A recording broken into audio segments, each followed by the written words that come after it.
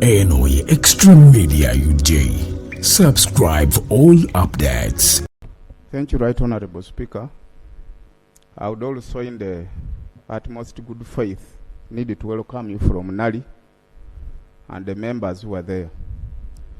Right Honorable Speaker, I tried to observe what happened in Nali. Exception of you, but I see almost all the NRM members of Parliament elect putting on the UPDF uniform. With the exception of me. Yes. Right Honorable Speaker, we have just passed the UPDF amendment bill. I don't know whether it's now an act. Forbidding any person using any military attire. Right Honorable Speaker, I'm getting dismayed whether those members won't end up in court because of abuse of national attires. Second, Right Honorable Speaker, UPDF is a non-partisan institution of government, under which circumstances NRM party taking monopoly use of the UPDF attires on their specific functions. And I would also need clarity whether the custody of these attires after use won't be subjected to abuse and criminality in the country. It's a national concern, Right Honorable Speaker, that the public needs clarity over the same. Thank you. Honorable Tebandeke, thank you for that observation. But the activity that was in Nali was a non-parliamentary activity. I don't think I have the locus to rule over it because it is not within my jurisdiction. So it is something that should be discussed outside the parliament. It's something that should be discussed. It should be discussed out of parliament. No. Those are not parliamentary activities. But government chief whip can give information because I'm just getting to know that.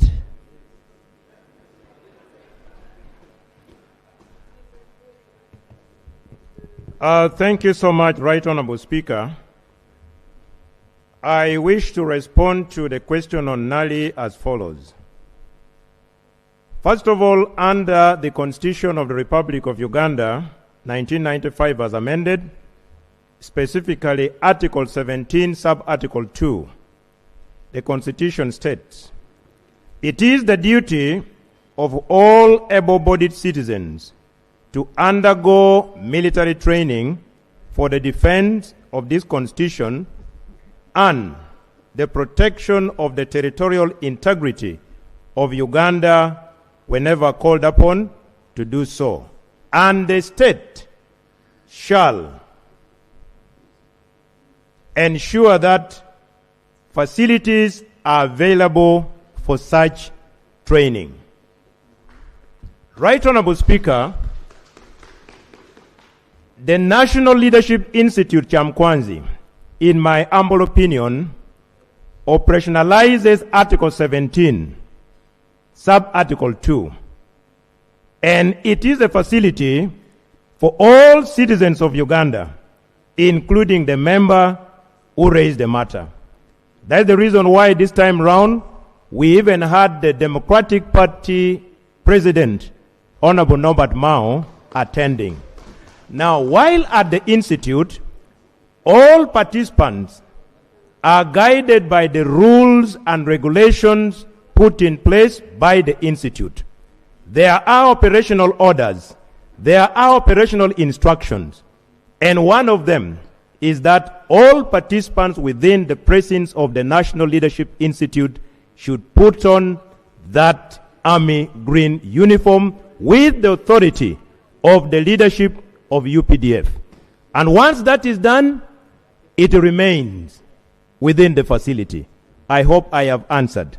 And I pray that next time, please join us or organize yours and work through the normal structures. You will be allowed to attend a similar training? I beg to respond. Yes, Honorable Sewongo.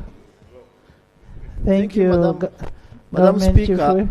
I want to thank the Chief Whip for his response, but him and I, we should attest to this. There is no problem being at Chankwan's and wearing those uniforms, but there are particular uniforms which are not mandatory. Camouflage. Honorable members, You know, honorable members, don't we have anything very important to but discuss? Really? Madam Speaker, actually I'm leaving that because I was going to air communication. Thank you, Madam Speaker. I am saying it is not parliamentary. What was there was a party thing. It was a party thing. The members who were there are not members of parliament. They are not yet sworn as members of parliament. So if they had a training there, it is okay. Now, actually, we can also request you to arrange and go and have a training, because it is free for everybody. Yeah. Yes. Thank you, Madam Speaker. Madam Speaker, I also want to send condolences to the bereaved family, and I'm asking Minister of Internal Works. There's a big challenge on our roads. A number of roads are being worked on, but you don't place infrastructure on the roads, and as a result, people are driving badly. Secondly, Madam Speaker, still in the same event, we lost children in Kabaragala. About 4 of them who were killed by this person who is in court right now. Since it is a court matter, I don't want to delve into that matter. But my major interest to the Ministry of Education, how would we strengthen inspection in schools? Madam Speaker, a division like Machindi, where the incident happened at school, just that simple road has over 30 schools, all 20 schools as you drive along that road. But Machindi division has I think one inspector. Inspection in schools is not doing well. And what is happening in rural areas, head teachers are aware that once an inspector is coming, it's just an envelope at the gate, nothing to be seen. We should strengthen inspection. When you strengthen inspection, it means that all those minimum standards required at school will be adhered to. But if you look at the incident which took place at this school, there were some lacking instruments in that school, lacking requirements of the school. But I don't want to delve into those areas since it is in court. But as a Committee of Education, Madam Speaker, we've pushed, and I would pray through this budget, let us give inspection in money. Schools, teachers are not inspected, schools are doing their own things, and as a result, we are getting this kind of bad incidents. Thank you, Madam Speaker. Honorable Sewongo, you are a member of the Committee of Education. Those are the policy matters that you should push in the committee. And where the children were killed is actually daycare, day center. So those are some of the things that you should bring up. Whether the inspection should go as far as the daycares, you get it, eh? So those are things you need to interrogate. Honorable Patrick. Thank you very much, Right Honorable Speaker. I send my condolences, Right Honorable Speaker, because I know you are attached to one of the families that lost a parent. Sorry to you and our colleagues.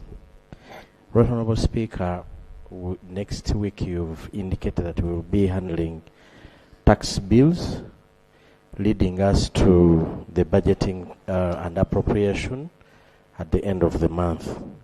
But Honorable Speaker, I am concerned that the other year when they introduced the digital number plates, at the pitch here on the floor of Parliament was, we are increasing the money for digital number plates because we are going to make them electronic, that in case of any problem, they can help our government, it can be easier for government to track. But Honorable Speaker, I'm here to inform the House and the country that a friend of mine, thugs came into the house, took the number plate of his cars. We went to ensure that, I told him it's a promise, they can easily track this. But Right Honorable Speaker, the information there is, those number plates cannot be tracked. I would wish, Madam Speaker, that the company that is charging over 750,000 for the number plates are put to task to ask why they lied to this country. Because, Madam Speaker, here we operate on thinking that they increased the money because Uganda, it was an addition to the people of Uganda. It was a security, mainly it was because of the security part of the number plate. That's why the prices were increased. So, Right Honourable Speaker, I know the Minister of Internal Affairs is here, and it's an area of concern. I would wish that, Madam Speaker, that somebody is put to task to explain why Ugandans were duped, and they are not they are paying highly for a service they never received. Thank you. You know, for you to be able to track such a car, it must be synchronized with the camera system. Now, if there is a camera system in that area, it will be able to show that this is the location of the car. Maybe we shall need to hear from the Minister.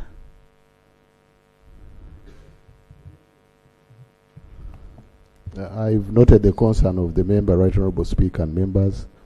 May you, if it pleases you, if I could consult the Minister of Works, the Minister for Security, and interrogate this further so that we come with a more informed position. Thank you. Right Honourable Speaker. Minister of Works and Internal Affairs. It is Works and Internal Affairs.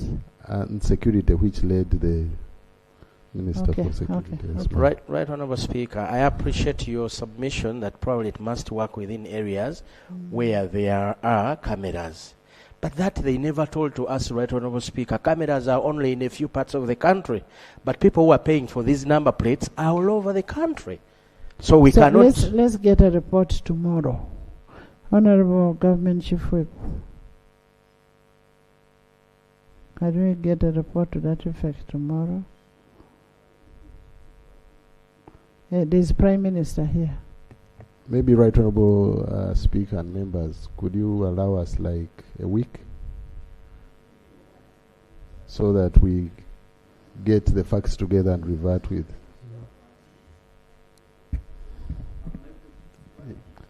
Can we get it on Friday? Yes, you can, Right Honourable Speaker. Yes, because we'll sit on Friday. Honourable members, in the public gallery this afternoon, we have members of the Executive Committee of Makerere Actual Society from Makerere University.